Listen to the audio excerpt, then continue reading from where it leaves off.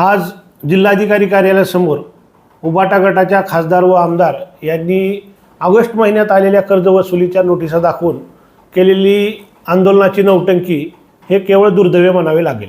वास्तविक अतिवृष्टीमुळे बाधित झालेल्या शेतकऱ्यांना फडणवीस सरकारने थेट बँकांना आदेश देऊन कर्जवसुली थांबविण्याचे सक्तीचे निर्देश दिलेले आहेत। वास्तविक गेल्या आठवड्यात लोकनेते माननीय राणा जगजितसिंह पाटील यांनी जिल्हाधिकारी यांच्याशी बोलून बँकाची ऑनलाईन मीटिंग घेऊन माननीय जिल्हाधिकारी यांनी ही कर्जवसुली थांबविण्याचे निर्देश दिलेले होते। परंतु ऑगस्ट महिन्यातील नोटिसा दाखवून उबाटा गटाचे खासदार, आमदार व सर्व लोकप्रतिनिधी आज जे राजकारण करत आहेत ते दुर्दैवी आहे। आपत्तीच्या काळात तरी उबाटा गटाच्या नेत्यांनी राजकारण टाळले पाहिजे। किमान आपत्तीच्या काळात शेतकऱ्याच्या पाठीशी आपण ठामपणे उभे राहिले पाहिजे।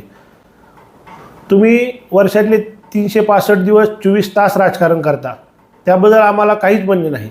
परंतु आज जिल्ह्यावर एवढं पूरग्रस्ताचं संकट आलेलं असताना तुम्ही राजकारण करता हे दुर्दैवी आहे। आज जिल्ह्यात एवढं संकट आलेलं असताना खासदार, आमदार केवळ 24 तास कायम राजकारण करत असतात। आमचा त्यांना एवढाच सल्ला आहे की किमान आपत्तीच्या काळात तरी शेतकऱ्याच्या पाठीशी आपण ठामपणे उभा राहा, शेतकऱ्यांना मदत करा। केवळ नौटंकी करून शेतकऱ्यांना मदत होणार नाही, तर आपल्या कृतीतून शेतकऱ्यांना मदत केल्याची दाखवा, एवढाच आमचा त्यांना सल्ला आहे।